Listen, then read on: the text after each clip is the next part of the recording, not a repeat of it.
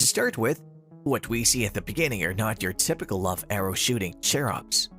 And if you add the title, you can be sure you're in for something steamy.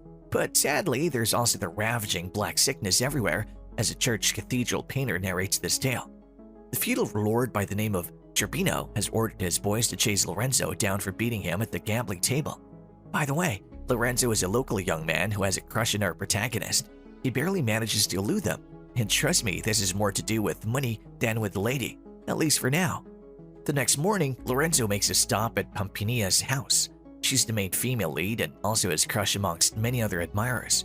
His friends arrive with a horse so he can skip town as Cherubino's men continue to search for him. Meanwhile, Pampinea is grieving the death of her parents to the plague. Cherubino walks in saying that her father owed him a debt, and to pay it back, Pampinea needs to marry him. How convenient, don't you think? Also, the narrator has soon abandoned his church roof painting job and become a full-fledged priest because the Holy Ghost whispered it to him. Lorenzo, on his part, is being chased on horseback and ends up at the sanctuary of nuns. Imagine that for a moment, will you? That same thought happens to be the wish of almost every red-blooded man, so it might interest us to know how he got in. The prior scene played out like this. He fell from a tree while hiding from Cherubino's men, and the nuns thought he fell from heaven. To be fair, he even looked the part because he had such a handsome, angelic face. Lorenzo even went further by pretending to be deaf and dumb, which endeared him even more to the nuns. At least, if a nun can't get a regular man, then an angel will, especially if he was God sent. In the following scene, Pampinea and her girls, together with Lorenzo's friends, call for a meeting at the church to decide on leaving town because of the plague. Cherubino crashes the meeting and commands that they disperse. He even recognizes and threatens Lorenzo's friends. But then the newest and self-appointed priest intervenes. Afterward, they're soon on their way out of the hellhole caused by the plague. But Pampinea does one better and checks herself into the same convent where Lorenzo is. Yep, the same Lorenzo is claiming to be deaf and dumb and having a field day with all the nuns. While being prepared for life as a nun, Pampinea can help but cite Lorenzo. In fact, you can't miss him seeing he's the only man there. He works as a convent gardener and has become very popular indeed. Pampinea notices how the other nuns enjoy his company at some point, so she becomes jealous. In fact, any nun who has not yet been touched wants a piece of him. Pampinea herself is distracted from her original mission of waiting for her betrothed, who is a nobleman and the count of a province in Russia. As you'll find, he's a very confident young man who is proud of his heritage and mounts it off at every opportunity to anyone who cares to listen. And so enters the count to pick Pampinea up so they can get married according to her father's last wishes. Remember, Cherubino has taken advantage of her father's death and alleged indebtedness to corner Pampinea for himself. Instead of Pampinea, who has since fled, the count is met with Cherubino and his men. Cherubino now claims to be Pampinea's rightful fiancé, but the count is strong-willed and doesn't believe this. One fun fact is his Russian accent is quite strong. He writes out, and fortunately, a servant hands over a personal message from Pampinea. The others are still on the road talking about their virginity and all. Two cowgirls appear from nowhere and tempt Lorenzo's friends to come in onto them. The problem is Dino, who is one of Lorenzo's diehard pals, has a girlfriend who insists on remaining chaste till marriage. Her name is Philomena, and she's tall and attractive. The two young men go to meet the cowgirls, but Philomena eventually catches them red-handed. She's angry that Dino could betray their vow of abstinence. In a different scene, Pampinea refuses to urge to act like the other nuns around Lorenzo, and she makes him know it. Even the head nun cannot resist Lorenzo. Meanwhile, the count is on the way to meet up with Pampinea, but Cherubino and his boys ambush his group. He managed to kill all the count's men, and he narrowly escapes only to bump into Cherubino sometime later. Luckily, the count just so happens to be carrying a gun, which is a rarity in those days. Cherubino sees it and wants one too. Greedy behavior, man. Finally, Pampinea succumbs to temptation. Okay, only partly. She goes over to Lorenzo's room carrying his food, then she blindfolds him and kisses him. Then she promptly goes away. So in addition to pretending to be deaf and dumb, he might as well add being blind to his show.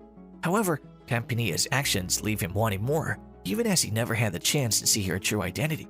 We now see that the rest of the group is still on the road. Dino is angry at Philomena, his girlfriend, for complicating his wet dream. They both go off the road and into the woods to make up, but then they're captured by some big men and taken to a camp. Philomena finds Melissa already there, and it seems they've all been taken. Melissa is friends with Pampinea, as is Philomena too. And mind you, the priest has since left on his own beforehand.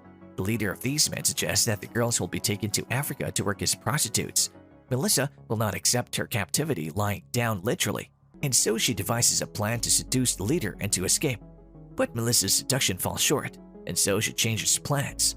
She, with the help of Philomena, goes over to where the rest of the men are.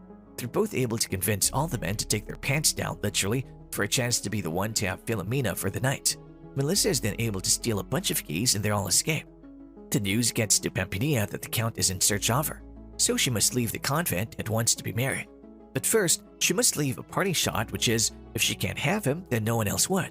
In other words, she exposes Lorenzo's antics to the nuns by revealing that he can indeed talk. So the nuns catch him in his lie, and he's promptly evicted from the convent. Here's what happens next, also known as the twist in the tale.